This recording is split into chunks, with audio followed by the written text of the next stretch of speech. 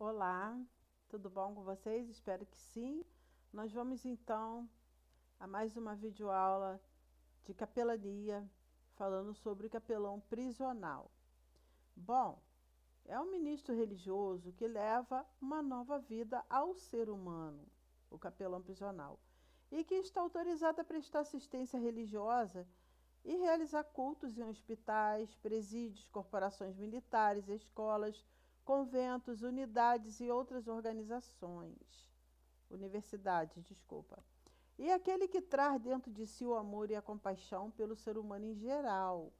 O capelão prisional desenvolve todos os trabalhos que esta presença de Cristo vem a exigir, bem como também incentiva e interessa outros setores da comunidade de fé e da sociedade civil para o adequado encaminhamento da questão prisional. Sua ação visa tornar presente hoje a prática de Jesus junto aos excluídos, pautada como está pelos vales cristãos da experiência de Deus, fraternidade, defesa e promoção da vida de todos, misericórdia, compaixão, solidariedade, justiça e a construção do reino de Deus.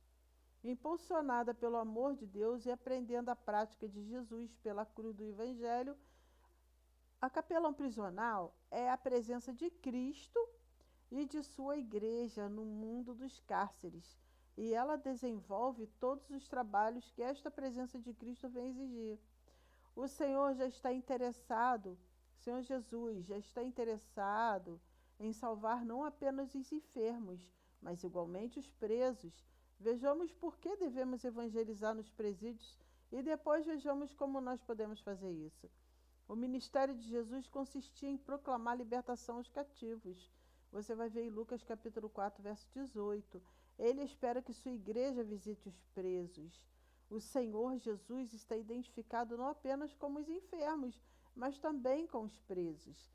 É por isso que ele disse: estive na prisão e foste ver-me. Mateus 25, 36. Então os cristãos perguntarão: quando te vimos na prisão, fomos visitar-te? Então responderá Jesus: sempre que o fizeste a um destes meus irmãos, mesmo dos mais pequeninos, a mim o fizeste. Mateus capítulo 25, verso 40. Na carta aos Hebreus, o escritor exorta aos seus leitores que se lembrem dos presos como se estivessem presos. Hebreus capítulo 13, verso 3. Todas essas passagens bíblicas, tudo quanto falamos nos parágrafos acima, deve motivar-nos a evangelizar os presos. Há quem pense que tais textos bíblicos, que tratam do cuidado que devemos ter para com os presos, de respeito aos presos cristãos, que estão injustamente presos. Mesmo que aceitemos tal hermenêutica, mesmo assim, devemos visitar os presídios para evangelizar os ladrões e criminosos que porventura lá estejam, pois Jesus não veio para os sãos, e sim para os doentes. Não veio para os justos, mas sim para os injustos. Não veio para os salvos, mas para buscar e salvar os perdidos. Lucas capítulo 19, verso 10, Mateus capítulo 9, verso 10 e 13. Assim como há normas para a visitação nos hospitais, assim também há normas para visitar nos presídios. Os cristãos devem respeitar essas normas. Elas visam a boa ordem nos presídios e a segurança de todos. Infringir tais regulamentos sob o pretexto de que Deus nos guarda e não permitirá que coisa alguma de mal aconteça é imprudência. Devemos procurar saber sobre quantas pessoas podem ir ao presídio, se pode levar instrumentos, se pode cantar, se há um lugar para o culto com todos os presos, quanto tempo disponível para tal visita, se pode distribuir literatura, entre outras. A evangelização nos presídios deve contar com literatura especial. A literatura usada na evangelização nos hospitais não é a mesma a ser usada nos presídios. Há poucas exceções a esta regra. Isso é, poucos folhetos que podem ser usados nos ambientes distintos. Devemos ter cuidado com os textos bíblicos a serem usados. Não se recomenda pregar numa festa de aniversário no texto da morte de Lázaro. Devemos ter cuidado para não apontar o dedo acusador. Não use a Bíblia ou Deus como uma arma ou um juiz implacável contra os pecadores. Lembre-se que nós todos somos pecadores. Não são pecadores apenas aqueles que estão nos presídios. A evangelização nos presídios requer muito cuidado e sabedoria do cristão. pode acontecer o fato de o preso procurar um visitante para dizer da sua inocência. É possível que o preso lhe diga que está ali injustamente. É possível também ser isso verdade, mas esse é um caso para advogado, e Deus sabe de todas as coisas. Não devemos esquecer de dizer ao preso que tanto nós quanto ele somos pecadores diante de Deus e precisam do perdão de Jesus e da paz de Deus. Em nossa fala nos presídios, procuramos sempre incluir-se entre os pecadores, entre os que necessitam do amor de Deus. Ao evangelizar nos presídios, o cristão deve ter como alvo levar a pessoa à conversão e ao serviço a Deus, pelo poder do Espírito Santo através da comunicação do Evangelho. Procuramos observar bem os regulamentos do presídio. Não devemos nos colocar na posição de juiz nem de advogado dos presos. Somos um arauto de Deus. Estamos ali como pregador de boas novas e compartilhamos o amor e o perdão de Deus para com os homens.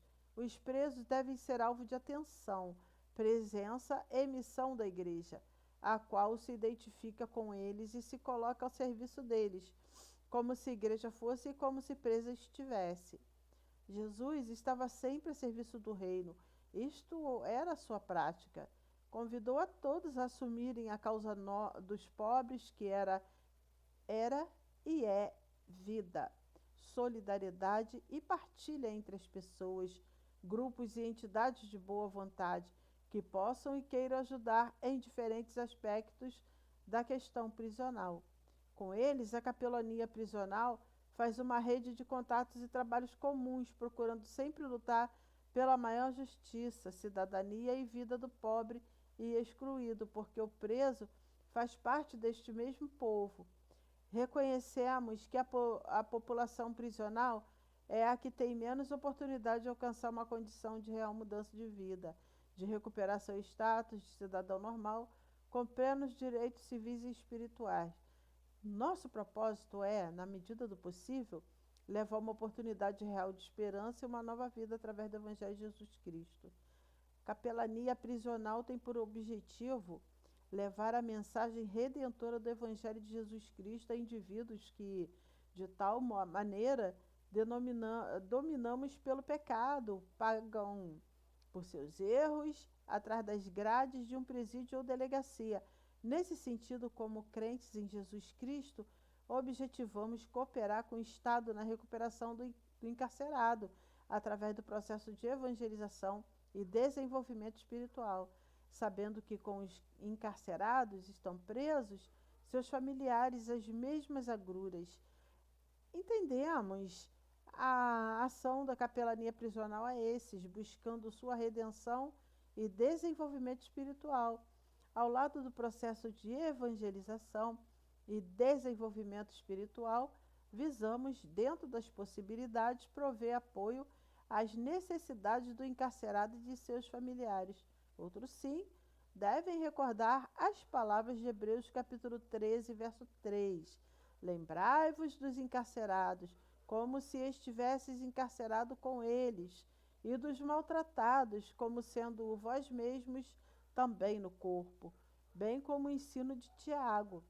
Se um irmão ou uma irmã estiverem nus e tiverem falta de mantimento cotidiano, e algum de vós lhe disser: ide em paz, aquentai-vos e fartai-vos, e não lhe derdes as coisas necessárias para o corpo, que proveita nisso?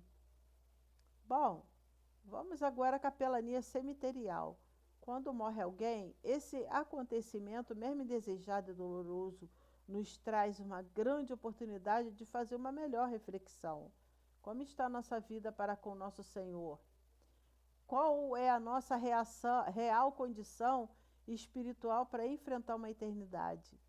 Em se tratando de um momento delicado, sofrido e muitas vezes até mesmo desesperador, os capelões têm por objetivo levar aos familiares e amigos da família uma palavra de consolo e conforto espiritual, mostrando aos presentes, através da palavra de Deus, que nem sempre a morte é o fim, e que o nosso Deus, em Cristo Jesus, tem um propósito em tudo, conforme a sua palavra. João 14, verso 2 e 3. Também sugestões para mensagens. cerimônia em casa, na igreja ou velório e o evangelismo nessa hora. A capelania, com muita habilidade, poderá realizar um excelente trabalho de evangelização, levando apoio com orações e consolo aos entes queridos, familiares e amigos e convidados em geral.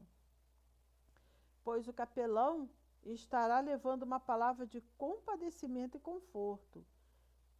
Isaías 49:10 está escrito: nunca terão fome nem sede, não os afligirá nem a calma nem o sol, porque o que se compadece deles os guiará e os conduzirá mansamente aos mananciais de águas. Colossenses capítulo 2, verso 2 diz assim: para que os seus corações sejam animados, estando unidos em amor e enriquecidos da plenitude do entendimento para o pleno conhecimento do mistério de Deus, Cristo. Portanto, 1 Tessalonicenses capítulo 4, verso 18 diz assim: portanto, consolai-vos uns aos outros com essas palavras. O conforto de Deus pode enfrentar as adversidades da vida com mais forças quando nos entregamos ao Senhor, nosso Deus, em Cristo Jesus, e confiamos que Ele pode nos proporcionar uma força divina para vencer.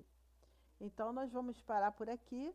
Na próxima aula, nós vamos falar sobre capelania empresarial.